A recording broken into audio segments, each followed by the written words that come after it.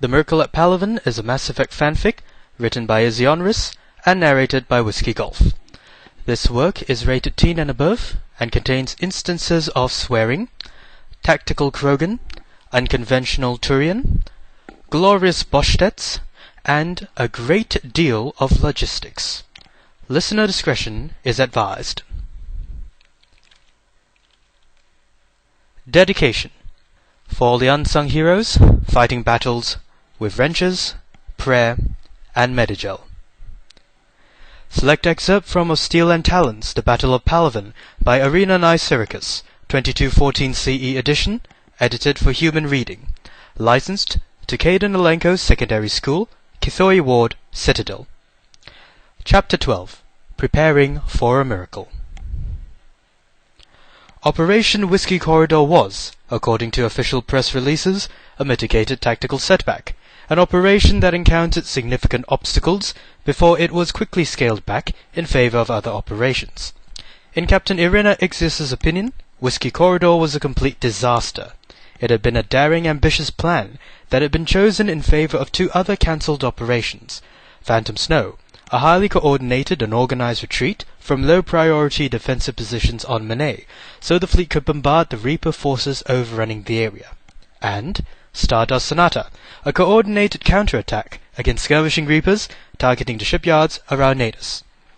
Admiral Irix Coronati had been confident that if he could just open a direct path to the Trebium mass relay, it would streamline logistical considerations between Palaven space and all other Turian military resource holdings across Citadel space. But as well-equipped and well-trained as the Turian fleet was, it could not match the alacrity in which the Reapers coordinated with each other and responded to threats. An operation that required split-second timing amongst Turian starships to isolate and outflank individual Reapers between Palaven and the Trebium mass relay was doomed to fail when the Reapers could, and did, dance around Turian warships and regroup, despite the fact that the Turian starships generally outnumbered each Reaper vessel 5-1.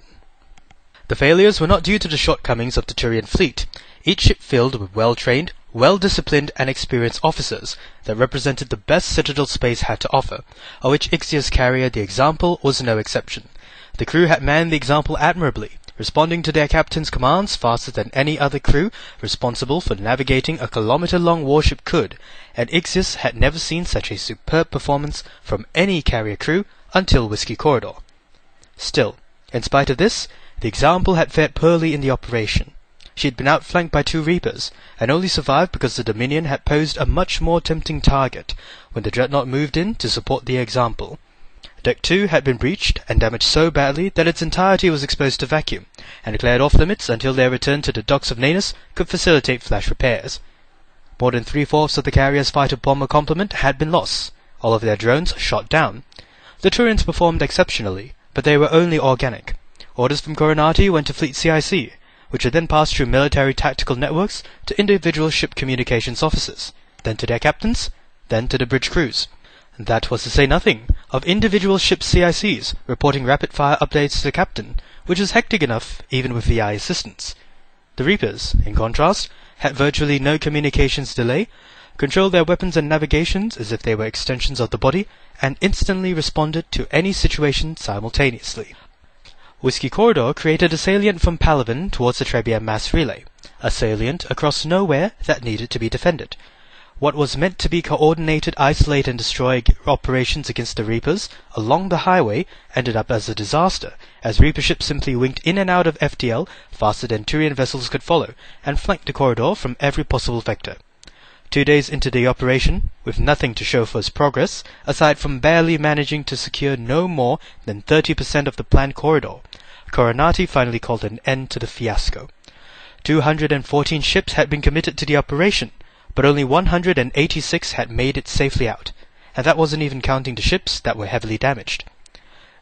The only measurable success they had was that the Reapers no longer maintained a defensive perimeter around the Trebium mass relay.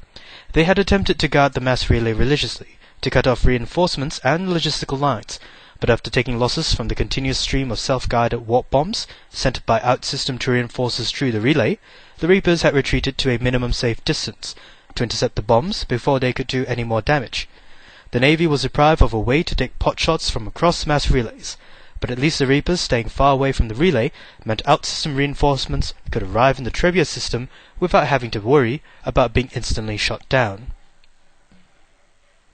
The Example had been amongst the first ships to return to Nanus for repairs, giving the crew 2 days of rest, while shipyard engineers managed to make miraculous repairs to the extensive damage to the ship. It was the only piece of good news that Ixius could walk away with from Whiskey Corridor, aside from the fact that they were all still alive, as it meant they were not in the long queue of ships waiting for the docks to empty up. The engineers and dock workers in the shipyards orbiting Nanus worked on little sleep, because while crews sat downtime between shifts and during repairs, damaged vessels kept docking in for the repair and resupply crews. Their docks were always full, and with many more ships waiting in orbit for repairs and resupply, outpacing the rate of even the engineers' miracles. They were constantly being shot at by skirmishing Reapers, made worse by the fact that they were unarmed stationary targets, protected only by a defense of dreadnoughts and their escorts. Their food supplies rarely ever arrived on time, due to supply ships being ambushed or diverted by the enemy. They had been spending 19 hours out of every 20 in vacuum-sealed, hot, uncomfortable armor for weeks, due to constant attacks that depressurized parts of the shipyards, depressurizing only to eat or relieve themselves.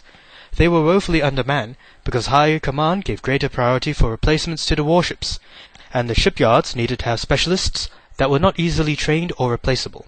Yet when the engineers gave the promise that the Example would be combat-worthy again in 2 days, Ixius knew they'd keep it.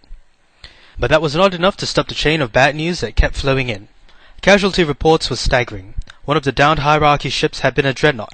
Nanus was beginning to see a supply shortfall, as supply routes between Palaven, Monet, and Nanus were obstructed by Reaper forces. And, for the first time since the war started, Ixius was told she was on the waiting list for replacements for the crews she had lost. Previously, almost every ship that returned to dock after a sortie or operation had its casualties replaced by a line of waiting reservists almost immediately.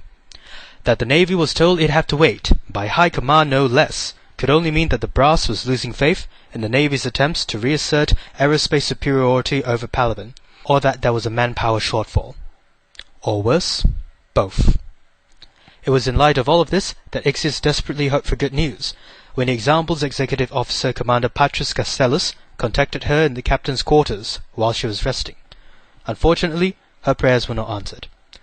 "Captain," her XO stated bluntly, "I have bad news, and I have even worse news."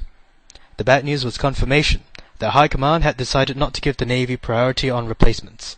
As far as the deliberative bodies were concerned, the Navy had made 3 costly attempts: the 15-minute plan, Operation Iron Hammer, and Operation Whiskey Corridor, with very little to show for it. It was unsurprising that High Command was now doubtful of the Navy's ability to maintain orbital superiority for much longer, even if the entire war effort went towards replacing the Navy's losses. There was also General Minin Resvirix's own lobbying to consider, his insistence that conventional warfare was useless against the Reapers, and that his own ground forces were necessary to hit the enemy where they least expected it. He might have been right, but that cost the Navy resources. What this effectively meant for Ixius, and every other captain and admiral in the fleet, however, was that their losses would not be replaced for some time, that resources would not be diverted to another ambitious naval operation, and the fleet would be doomed to limp around for days, making runs between Palaven, Monet, and Nanus. Far most frustrating, however, was the implication that the hierarchy was having manpower shortages, if they were as far as to mention that the Example wasn't getting immediate replacements.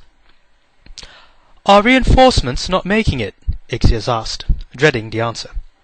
Castellus' reply was so even, Ixius wasn't sure if he was feeling sarcastic or genuinely dismayed. "They are. That's the even worse news. They're Krogan."